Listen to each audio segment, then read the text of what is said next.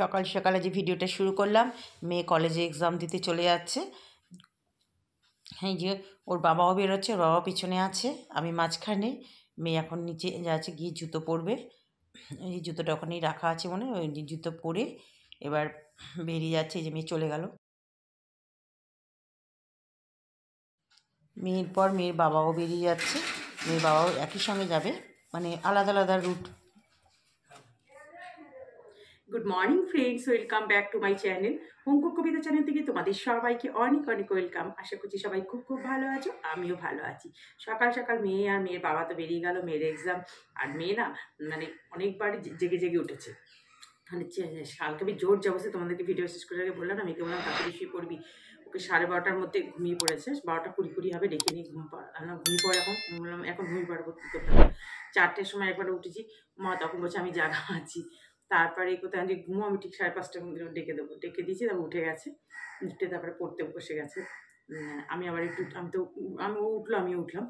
তারপর আমি টুকটাক ঠাকুরের কাজটা মানে ফুল টুল তুললাম। আজকে 5টা না 6টা জবা পেলাম, আজকে তো শুক্রবার, ওই জন্য। এর আগে শুক্রবারে 8টা পেয়েছিলাম, 8টা 9টা পেয়েছিলাম। তা আজকে পেয়েছি এরকম 5টা কি 6টা এরকম হবে। তারপর 2-1টা টগর ফুল নিচে পেলাম গাছে, নিয়ে তারপর উপরে রেখে আসলাম। ঠাকুরের ঘরটার মধ্যে এসে আমি আবার একটু লিকার চা করলাম, তখন খাই।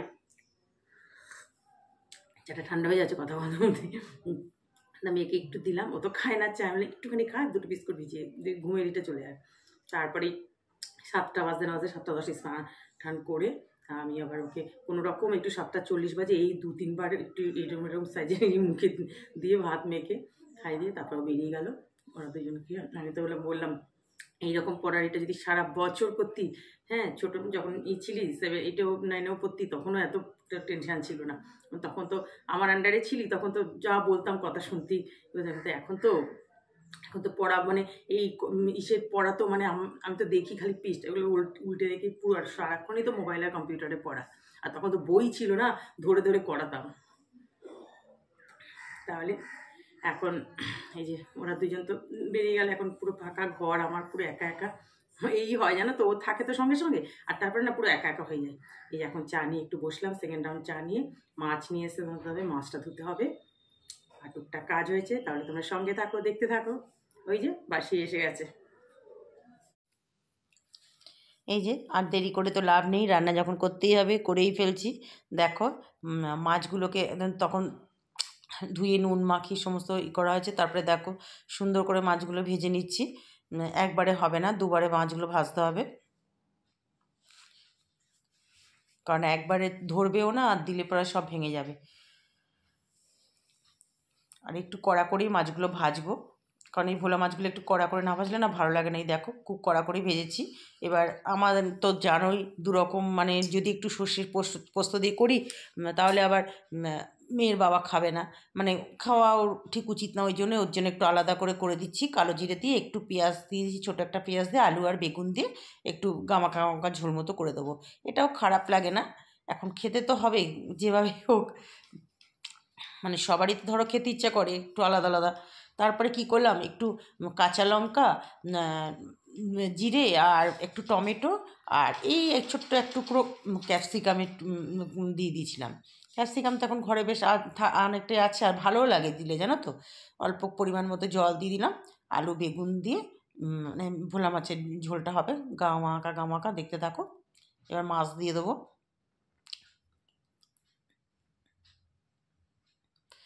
মানে একই মাছ দুরকমভাবে করতে হয়। দেখো এটা হয়ে গেছে, বাস একটু ধনেপাতা যেটা দরকার একদম, বাস। এর মধ্যে তখন আমি আবার সর্ষে পোস্ত বেটেছিলাম না, ওখান থেকে আবার একটুখানি সামান্য দিয়ে দিয়েছিলাম, তাতে একটু টেস্টটা বেশ ভালো হয়। বাস এটা নামিয়ে রেখেই কড়া ধুয়ে আবার বসিয়ে দেবো। এবার আমাদের মেয়েরটা করতে হবে। এই দেখো একদম কী দিয়েছি বলো তো, কালো জিরে, নুন আর হলুদটা দিয়ে দিচ্ছি। এবার একটু ক্যাপসিকাম, কাঁচা লঙ্কা আর টমেটো দিয়ে একটু নাড়াচাড়া করে দিচ্ছি। নাড়াচাড়া করে তারপরে তোমার সর্ষে আর একটু পোস্ত মানে বেটে নিয়েছি। সর্ষে বাটিনি, সর্ষের এই গুঁড়ো যে পাওয়া যায় না প্যাকেট, ওটা আর পোস্তটা একটু বেশি করে বেটে রেখেছি, কারণ কালকে পোস্ত করব, সেটা একবারেই এই জন্য বেটে রাখলাম। ওখান থেকে একটু নিয়ে নিলাম, তাহলে হয়ে যাবে, কারণ একটুখানি পোস্ত তো আর মিক্সিতে বাটা যাবে না, তাহলে আমাকে আবার শিলনোড়ায় হাত দিতে হবে, আর আমার তো লাগবেই, ওই জন্য একবারেই করে নিলাম, কাজটাও আমার এগিয়ে যাবে। ফ্রিজে রেখে দেবো ওটা এয়ারটাইট বক্স করে। এবার দেখো এটা মোটামুটি একটু নাড়াচাড়া হয়ে গেছে, বাস এই যে দিয়ে দিলাম এবার একদম মানে আমার না মানে গ্যাস রান্না করতে করতে একটু নোংরা হয়ে গেলে না বড় বিরক্তি লাগে। তাড়াতাড়ি দেখো কাপড় দিয়ে মুছে নিচ্ছি, একটু দিতে গিয়ে পড়ে গেছে। বাস দেখো আমার মেয়ের তো এটা ভীষণ ফেভারিট, ও খুব ভালোবাসে এই সর্ষে পোস্ত দিয়ে মাছ রান্না করলে পেঁয়াজ দিয়ে। যখন সেদিনকে পেঁয়াজ দিয়ে ঝাল করেছিলাম ওটাও খুব ভালো হয়েছিল, ওটা ফোড়া ভেটকি মাছ ছিল। বাস দিয়ে দিলাম এবার মাছগুলো, এবার হতে থাকবে, একদম শুকনো শুকনো গ্রেভি গ্রেভির মতো হবে। দেখো একদম কমপ্লিট আমার যেটা দরকার, একটু কাঁচা সর্ষের তেল, এটার গন্ধটাই খুব সুন্দর লাগে। মানে আমি সর্ষে পোস্ত দিয়ে রান্না করলে তো দেবই কাঁচা সর্ষের তেল, আবার পোস্ততেও দেবো, খুব ভালো লাগে গন্ধটা। আর একটু ধনেপাতা ওপর থেকে দিয়ে দিলাম। তোমরা জানিও মাছটা কেমন হয়েছে, খেতে কিন্তু খুব ভালো হয়েছিল। ব্যাস একটু সাঁড়াশি দিয়ে নাড়াচাড়া করে দিচ্ছি, নাহলে আবার খুন্তি দিয়ে করতে গেলে ভেঙে টেঙে যেতে পারে। এবার এটাও ঢেলে রাখলাম, কড়াটা একটু ভালো করে না একটু স্কচ ব্রাইট দিয়ে মেজে নিলাম, নাহলে আবার দাগ পড়ে যাবে কড়াতে। দেখো এদিকে ভাত বসিয়ে দিয়েছি, কতগুলো জল ছিটে গেছে ভাতেরই। তারপরে তোমার দিয়ে দিলাম তেজপাতা দিয়েছি, সাদা জিরে আর একটু রসুন থেতো করে দিয়ে দিয়েছি, একটা বড় পেঁয়াজ কেটে টুকরো টুকরো করে, আজকে আর গ্রেট করে দিলাম না, ভেজেই দিলাম। দিয়ে এবার এই যে ছোটো ছোটো আলুর দম, যেটা খেতে না ভীষণ ভালো লাগে শীতকালে। আমাদের গরমকালেও না ছোটো ছোটো আলু খুঁজে খুঁজে আনতে বলি যদি আলুর দম খেতে, এই আলুর দম খেতে খুব ভালোবাসি আমরা। আর মটরশুঁটি থাকলে তার কোনো কথাই নেই। আলুগুলোকে খুব সুন্দর করে ভেজে দেবো। দেখো একদম ভালো করে ভাজা হয়ে গেছে, আলুগুলো কিন্তু পুরো গোটা না, মাঝখান থেকে কিন্তু কাটা কাটা আছে সব, নাহলে তো মশলা ঢুকবে না। এই যে আদা বাটা, জিরে, নুন, হলুদ, মটরশুঁটি, কাঁচা লঙ্কা যেটা ঝালের জন্য, রেড চিলি, দু একটা চিলির দানা, একটু টমেটো, সব দিয়ে এবার সুন্দর করে কষিয়ে নেবো। এই আলুর দমটা ভাতের সাথেও ভালো লাগে, আর রুটি পরোটা লুচির সাথে তো মানে তুলনাই নেই, ওটা তো আরও বেশি ভালো লাগে। দেখো একদম সুন্দর করে আমার কষানো হয়ে গেছে। আলুগুলো কিন্তু সব মাঝখান দিয়ে কাটা, কিন্তু বেশ গোটা গোটা থাকে, তোর মেয়েও খুব খুশি। আর ছোটো, ও যখন ছোটো ছিল না, ওকে যখন দিতাম ও কি খুশি হতো, গরু মানে গোটা গোটা আলু। বাবার বলতো যা মাঝখানটা ভেঙে গেল, তখন খুব ছোটো ছিল বলতো। মাঝখানটা কেটে দিলে একটু মশলাগুলো বেশ ঢুকে যায়। দু একটা দেখো একটু খুলে খুলেও দিয়েছি আবার খুন্তি দিয়ে, যেগুলো একটু বড়ো সাইজের আলু। বাস এবার আলুটা ভালো করে সেদ্ধ হবে, তারপর একটু গ্যাসটা সিম করে দেবো। এটা প্রেশারেও করতাম আগে, তো এখন কড়াতেই করছি। দেখো আমার আলুর দমটা পুরো হয়ে গেছে, একদম শুকনো শুকনো গ্রেভি গ্রেভি আলুর দম। একটু শাহি গরম মশলা দিয়ে দিলাম, যেটাতে স্বাদটা একদম দ্বিগুণ বাড়িয়ে দেবে। তোমরাও এইভাবে আলুর দম জানি সবাই করো, এটা করে খেতে আর ভালোও লাগে শীতকালে। দেখবি যারা রাত্রিবেলা বিশেষ করে রুটি টুটি খায়, তাদের তো খুবই ভালো লাগবে এটা খেতে। যাক আজকের মতো রান্না এখানে হয়ে গেল।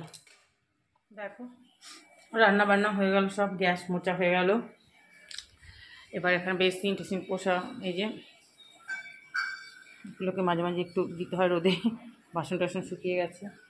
আর দেখো কতগুলো আজকে পার্টস বার করলাম, ওই ডাস্টবিনে আমাকে দিয়ে দিতে হবে। সব ভালো ভালো পার্টস আছে, আমি এখন আর ইউজ করি না এগুলো, সব লেদারেরই পার্টস। ডাস্টবিনের ছেলেটাকে দিয়ে দেবো।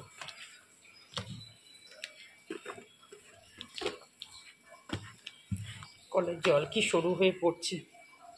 হ্যাঁ সব মেয়ের চিরুনি, নিভিয়া, ভেসলিন এগুলো রাখা হয় মেয়ের এমার্জেন্সি তাড়াতাড়ির জন্য। এখন একটু কাছাকাছি আছে, কাছাকাছি করে তারপরে স্নান করব। এই দেখো পুজো দেওয়া হয়ে গেল। আজকে বললাম না গাছে জবা ফুটেছে, 6খানা জবা ফুটেছে।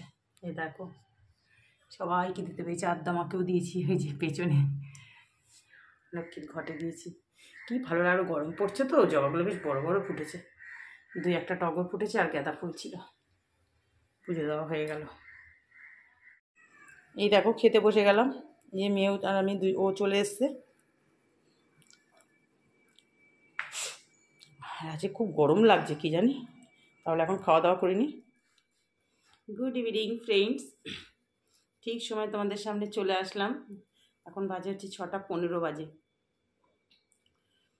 মানে চোখের অবস্থা এতটাই খারাপ না, কি বলবো তোমাদের। দেখো কীরকম মানে ফুলে গেছে, আর ফোড়া হওয়ার জায়গা নেই, এখানটা পুরো মানে এত বড় হয়ে গেছে একদম। চোখের এইসব জায়গাগুলো পুরো ফুলে গেছে, নিচে দেখো ফোলা, মানে এখানটা আমি হাত দিতে পারছি না, তখন নিভিয়ে মাখছি এরমভাবে মাখছি, মানে এইখানে মানে গালেই টাচ করতে পারছি না, এত মানে পুরোই পোর্শনটা ব্যথা, মানে এত কষ্ট হচ্ছে কি বলবো। তখন স্নান করার পর গা মুছতে গিয়ে না ফট করে লেগে গেছে এখানে, আমি নিজেই বাথরুমের মধ্যে করে উঠেছি। তখন তো দুপুরবেলা খাওয়া দাওয়া হলো, তারপরে খেয়ে দিয়ে এবার আজকে মেয়ের পরীক্ষাটা ঠিক মনের মতো পরীক্ষাটা হয়নি, যতটা ভেবেছিল। ঠিক ফিজিক্স পরীক্ষা ছিল আজকে, মনের মতো ঠিক হয়নি। বলছে যেগুলো আনইম্পর্টেন্ট মানে শেষের দিকেরগুলো থেকে যেগুলো বলছে প্রথমে চ্যাপ্টারগুলো এত ভালো করে পড়া ছিল, সমস্ত খুঁটিয়ে নাটি ওখান থেকে ছোঁয়া দিয়ে গেছে, পেছন দিক থেকে নাকি বেশি মানে ওখান থেকে ব্রডগুলো দিয়ে গেছে। তাই বলছে যতটা মানে মনের মতো ঠিক হয় না। বললাম ঠিক আছে, এরপরে ইসি আছে যে পরীক্ষাটা ছোটার জন্য পর, আবার তো সোমবার দিন আছে, তারপর আবার ম্যাথ আছে। আর কি বলবো, এটা ফার্স্ট সেমিস্টার ছিল। তারপর সন্ধে টন্ধে দিলাম, একটু শুয়েছিলাম, ঘুম পাচ্ছিল, শরীরটা ভালো নেই একদম মানে ব্যথার জন্য। তার একটা দিদি ফোন করে, আর ঘুম হলো না, সেই ফোনেই সারা দুপুর বকবক হলো। তারপর করে জামা কাপড় কিছু ছিল, জিন্সের প্যান্ট মেয়ের কাঁচা ছিল, ওগুলো আবার নিয়ে আসলাম, ওগুলো দিয়ে এসেছিলাম সামনের দইটার দিকে, রোদ ছিল তো। আর এখন তার ছাদে বসি না যে আবার যাবো বসে, ওগুলো তো না, সে একবারই তখন পুজো টুজো দিয়ে নেমেছি, আর তো যায়নি, যে কটা শুকিয়েছিল নিয়ে চলে এসছে, আর কটা দিয়েছিল। এবার তারপর ওগুলো নিয়ে আসলাম, জল টল ভরে টরে সন্ধেই হয়ে গেল। তারপর সন্ধে টন্ধে দিয়ে একটু চা করলাম। আর চায় জানো তো চিনি দিতে ভুলে গেছি, হঠাৎ মনে পড়ে আমি তো চিনি দিই নি, চা পাতা দিই, ওই জন্য স্পুন দিয়ে আবার নাড়িয়ে দিচ্ছি একটু। যদিও আমি খুব হালকা মিষ্টি খাই, তবু একটু তো না দিলে ভালো লাগে না। চা বিস্কুট খাবো, খেয়ে তারপর মেয়েকে দেখি কী টিফিন খাবে, একটু বাদেই দেবো। আজকে তো মুডটা অফ আছে, যাই না কি খাবে। তারপর আবার কালকে সকালের জন্য আবার অফিসে যেন কোটাকুটি তো আছেই, ডেইলি রুটিন।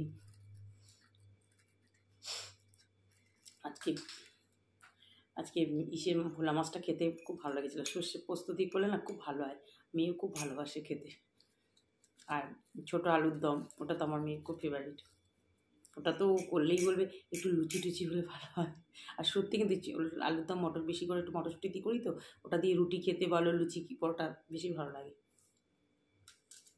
ভাত দিয়েছে তো ভালো হয়েছে।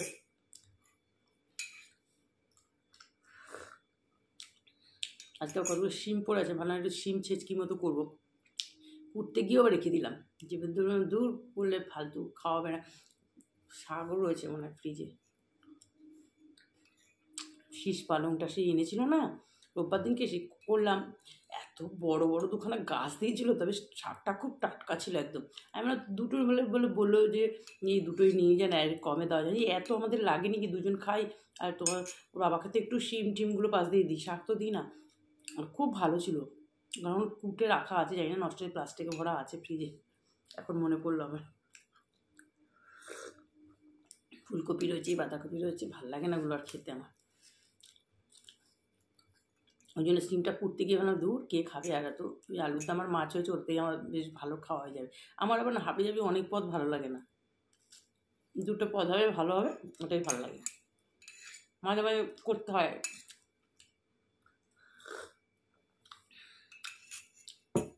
দুধ বসিয়ে এসেছি।